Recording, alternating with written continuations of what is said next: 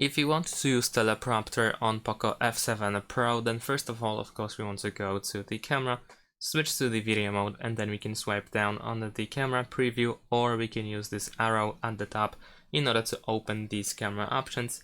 And over here we have our teleprompter. We can easily play the teleprompter by using this play button. You can stop at any point. You can drag by the corners in order to resize the teleprompter, and you can also move it around pretty easily as well.